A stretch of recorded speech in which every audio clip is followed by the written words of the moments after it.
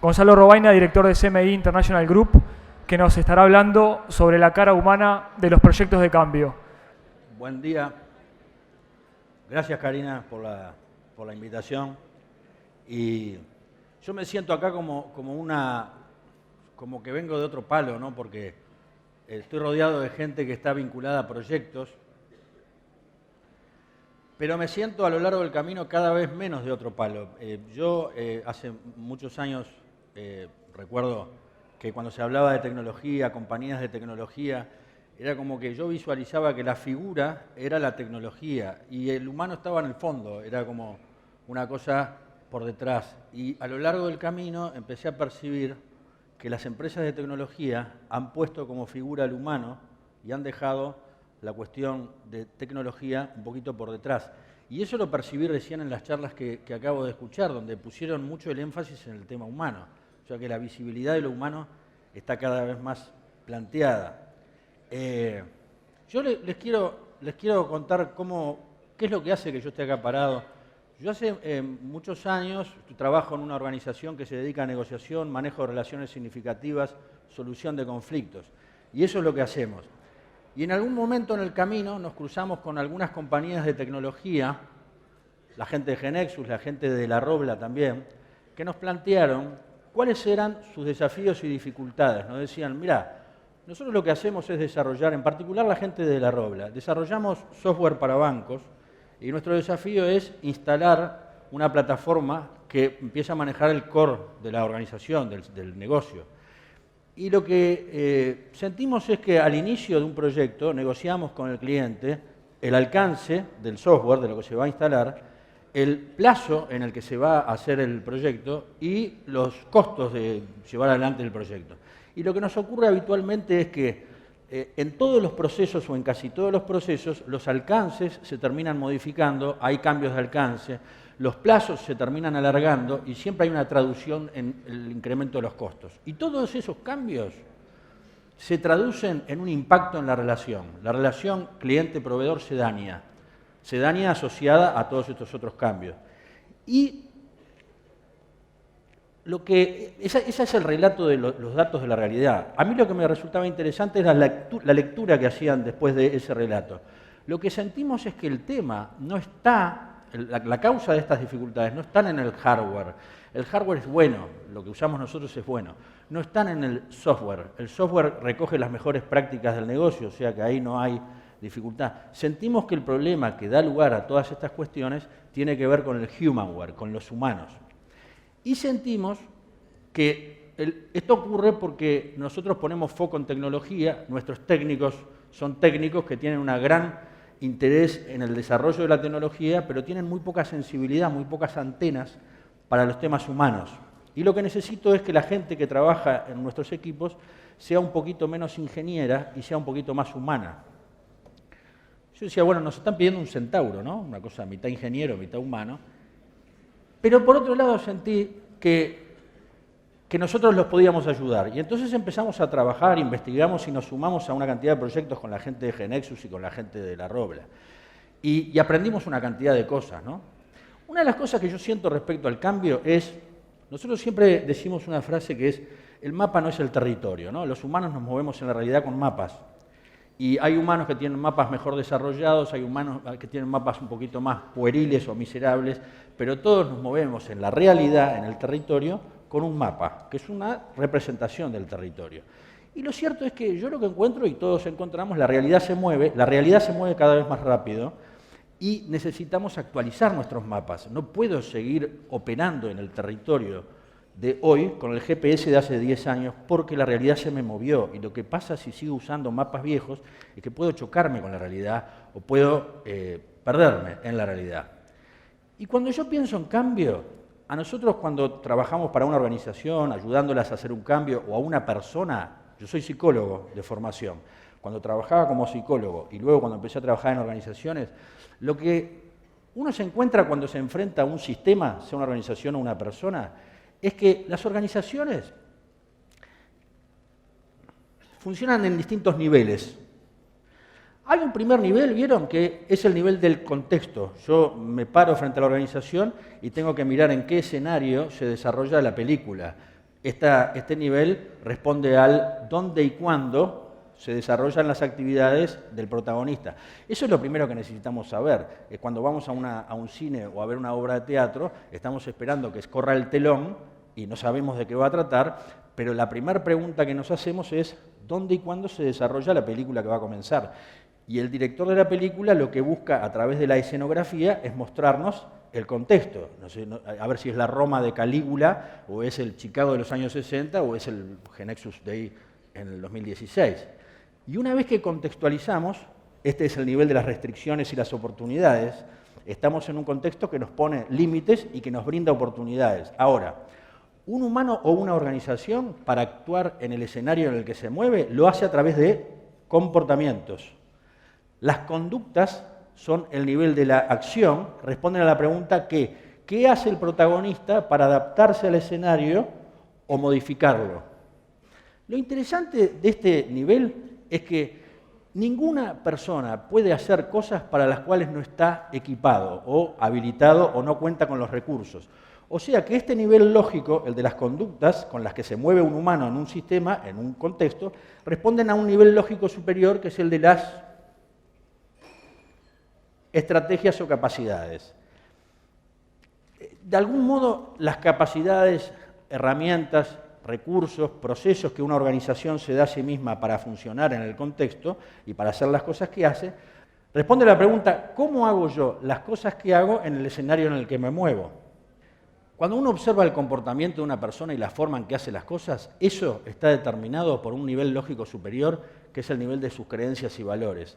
¿Qué cosas yo creo? ¿Qué cosas valoro? ¿Cuáles son mis paradigmas? ¿Cuáles son mis intereses? Que determinan en qué cosas me equipo, qué habilidades desarrollo para actuar en el escenario en el que me estoy moviendo. Este es el nivel del para qué y determina la motivación con la que nos movemos en el escenario. Nadie desarrolla habilidades, nadie incorpora tecnología si no cree o valora esas habilidades o esa tecnología. De manera que este nivel determina mucho de lo que sucede para abajo. Ahora uno se empieza a encontrar que las creencias y valores que determinan estrategias, conductas y modificaciones en el escenario dependen de un nivel lógico superior que es el nivel de la identidad, que es el que está constituido por las creencias centrales. ¿Vieron? Las creencias de los humanos son como las capas de una cebolla. Hay creencias que son centrales, que hacen a la identidad de una organización o de una persona, y hay creencias que son más periféricas. Este nivel responde a la pregunta, ¿quiénes somos nosotros? Y es el nivel de la misión. ¿Cuál es mi identidad? ¿Cómo nos definimos como organización, como personas? En fin. Ahora, ninguna organización se agota en sí misma. Toda organización se sabe contenida dentro de un sistema que la trasciende. O sea, somos una compañía de tecnología, formamos parte de la Cámara de Organizaciones de Tecnologías de la Información. Siempre hay alguien más allá de nosotros. Puede ser el sistema, el universo, el sistema planetario o Dios Padre, pero siempre hay alguien más allá. Ese es el nivel espiritual, así se le llama en este modelo. ¿Quién más? Y responde a la transmisión o visión. Es interesante que estos niveles, los cambios en los humanos y en las organizaciones, funcionan y operan en multinivel. Cualquier modificación que se opere en las creencias o valores de una organización tiene una repercusión hacia abajo. Si una organización determina cambios en su identidad, seguramente va a empezar a creer y valorar otras cosas, a comprar otros paradigmas, a tener otros nuevos intereses, y eso le va a hacer desarrollar nuevas habilidades para hacer lo que hace en el escenario en el que se mueve. O sea que un cambio en un nivel tiene repercusión en todo el sistema hacia abajo. A veces los cambios son de abajo hacia arriba, ¿no? De pronto, un cambio en el escenario, la realidad se movió, yo tengo que responder a la realidad con nuevas conductas. Las conductas con las que respondo a la realidad se empiezan a hacer hábito en mí y yo empiezo a desarrollar una habilidad que empiezo a valorar. Y esa valoración que hago de mi nueva habilidad con la que me moví en el escenario se termina transformando en una definición de identidad. O sea que hay compañías que cambian su identidad a partir de un movimiento del escenario. Eso son cosas que pasan todos los días. Esto tiene que estar alineado, porque si en una organización las conductas y las estrategias no están alineadas con las creencias, paradigmas y valores, el sistema se cae, no se sostiene. ¿Está bien? Ahora, cuando decimos estamos hablando de un cambio Uno dice, ¿por qué se originan los cambios? Bueno, porque alguien en una organización o una persona no está satisfecha con lo que es. Dice, esto es lo que somos y esto no nos satisface. ¿Y con qué se compara? Con lo que le gustaría ser o lo que siente que debería ser. No me gusta lo que soy, me gustaría ser de otra manera, debería ser de otra manera. Se produce un gap. El gap dispara la necesidad de cambio. Se produce un estado presente, un estado deseado. A veces porque la realidad se movió. Vieron, el contexto se me movió y resulta que las conductas y habilidades con las que estaba operando hasta ese día ya no funcionan, ya no son eficaces, ya no me brindan las satisfacciones que hasta ese día. De manera que me tengo que adaptar a la nueva realidad. Hay organizaciones que no pueden hacer este cambio y están funcionando con viejos paradigmas, con viejas estrategias, con viejos comportamientos que ya no se ajustan a una nueva realidad. Y eso hace que la organización, hay muertos que caminan por allá afuera, ¿no? O sea, que todavía no se dieron cuenta que la realidad se les movió y siguen con los viejos papeles. Eso no pasa todos los días. Ahora uno dice, bueno, cuando queremos hacer y se genera ese añorar un estado deseado diferente, ¿no? Lo que se debería hacer.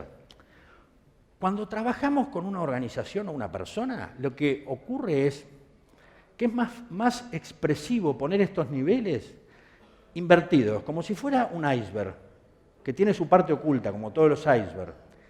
Y uno dice, bueno, cuando yo me enfrento a una organización o una persona, hay aspectos que son visibles de la organización o de la persona.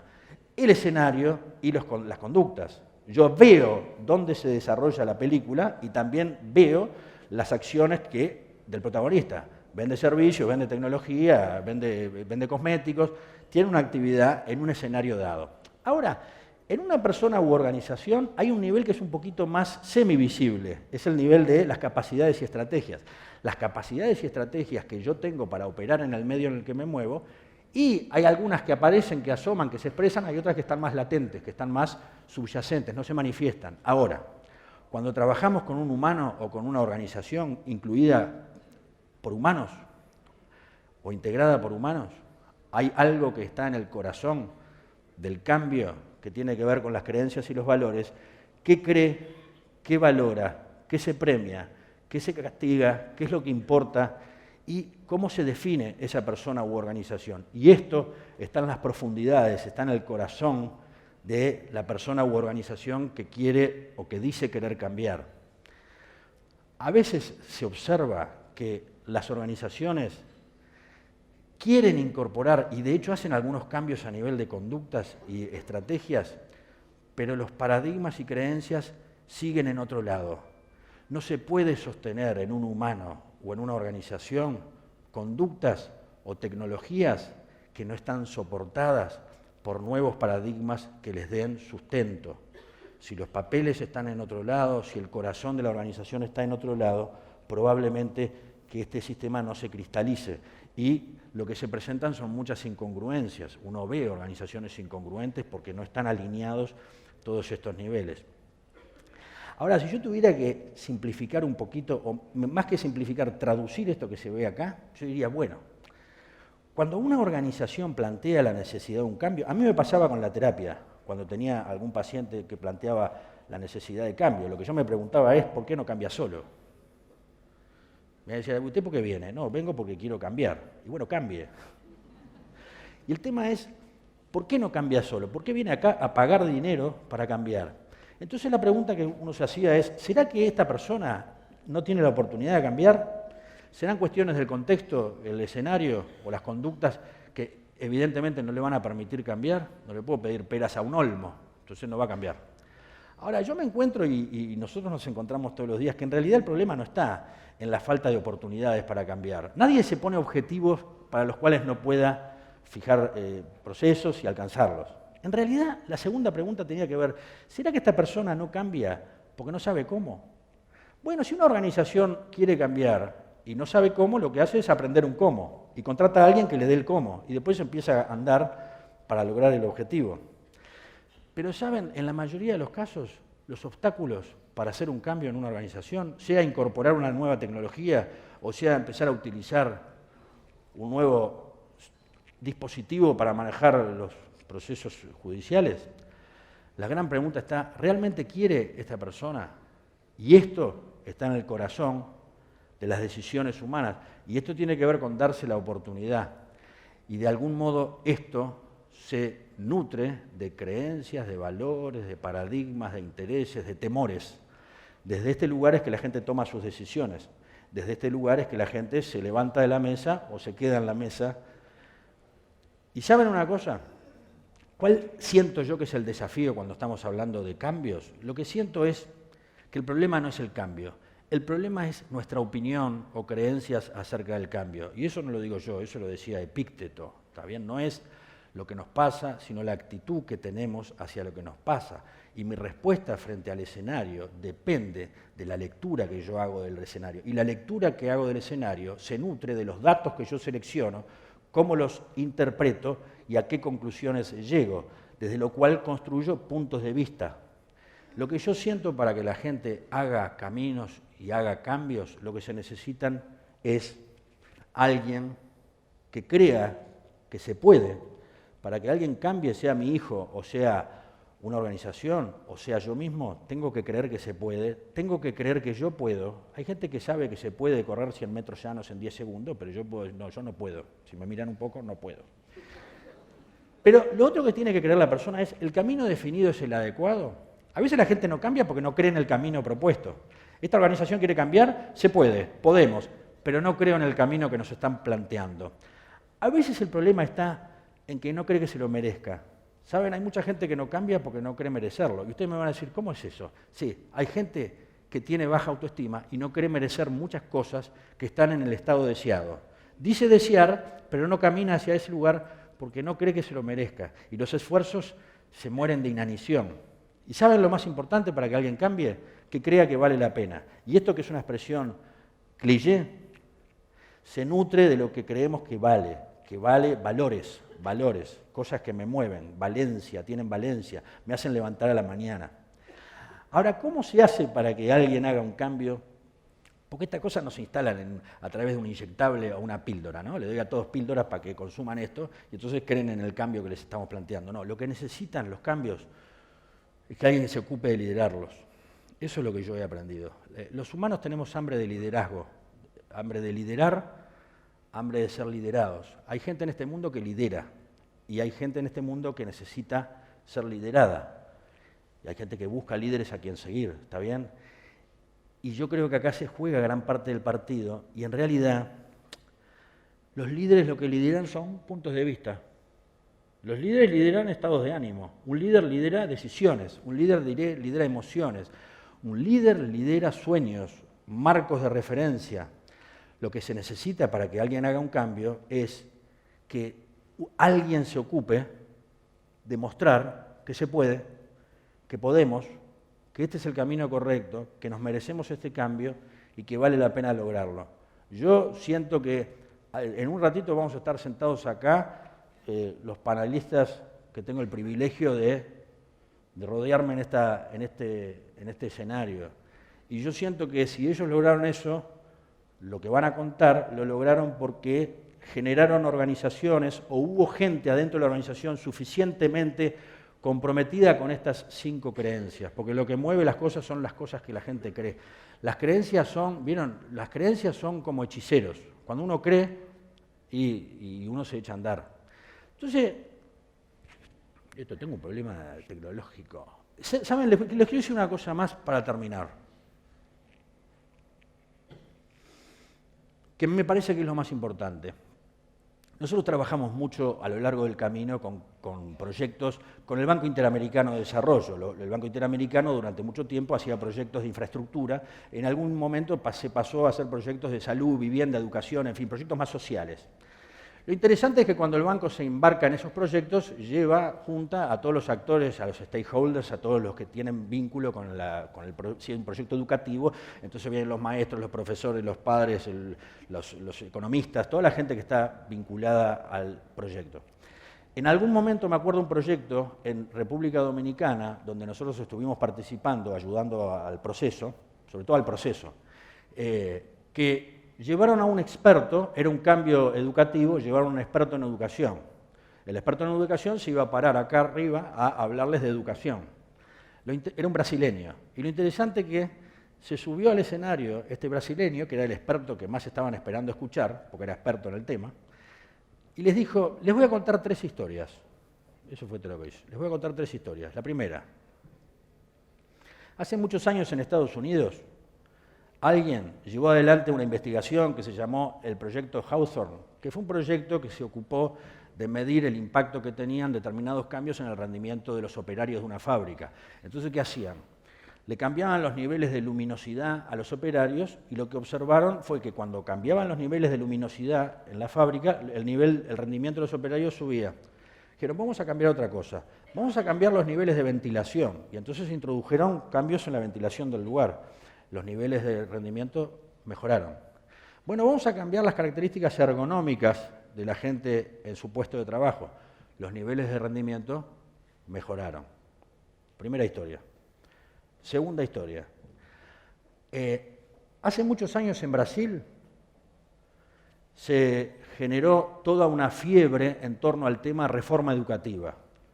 Se empezó a hablar de la necesidad de la reforma educativa, empezaron a aparecer comentarios en prensa, periodistas, técnicos, filósofos, educadores, pedagogos, reuniones en televisión, editoriales, programas periodísticos, hablando todos los días del tema educación. El tema educación pasó a ser el tema vedette y se puso arriba de la mesa. Reforma educativa, lo que se llama reforma educativa en Brasil, se hizo en un solo estado. Ahora, los niveles de educación en Brasil mejoraron en todos los estados. Segunda historia. Tercera historia. Mi tío vive en una hacienda en Brasil, tiene caballos, tiene un vecino que también tiene caballos. Pero en algún momento mi tío empezó a observar que un caballo que tenía su vecino, de la misma edad de otro caballo que él tenía, empezó a mostrarse más brioso, más entusiasta, con más energía, con más color, con más semblante, mientras que su caballo, de la misma edad y características, no mostraba el brío, la energía y la elegancia de su vecino. Y pasaba el tiempo y veía que el gap se iba agrandando. Cada vez el caballo del vecino estaba mejor y su propio caballo se venía abajo. Dijo, voy a hablar con mi vecino a ver cuál es el secreto. Y se fue a hablar con el vecino. Dígame una cosa, ¿se acuerda de los 2 caballos que compramos juntos? Usted tiene uno, yo tengo el otro. Y resulta que su caballo yo lo veo brioso, enérgico, con buen semblante, con buen color. Y el mío se me está viniendo abajo y yo no entiendo en qué va ¿Qué es lo que usted hace? Dice, mire, lo que yo hago es que todas las mañanas voy al establo a las 7 de la mañana y le orino la pata delantera derecha al caballo. Entonces el vecino dice, ¿cómo es la cosa? Sí, dice, yo todas las mañanas voy al establo. A las 7 de la mañana le orino la pata delantera derecha al caballo. Ese es sí, eso es. Mi tío volvió a su hacienda e hizo lo propio, ¿no? Su caballo empezó a mejorar. ¿Qué tienen en común estas 3 historias? Eso es lo que preguntó el brasilero. Yo les pregunto a ustedes, ¿qué tienen en común estas 3 historias? Fuerte, dígame, pues ya. Hay que ocuparse. Ese es el tema. Hay que ocuparse. Y yo lo que siento es que si estamos acá conversando y Karina nos convocó y el énfasis que estoy viendo en estas reuniones tiene que ver con ocuparse. Hay que ocuparse. Después vemos con qué tecnología, con qué herramientas, con qué estrategias de ocuparnos de las personas y la tecnología. Pero el tema es que hay 2 ojos que podrán estar puestos en la tecnología, pero hay un ojo que tiene que estar puesto en el humano, porque ahí está el secreto de muchas de las cosas, ¿no? ¿Está bien? Bueno, gente, muchas gracias.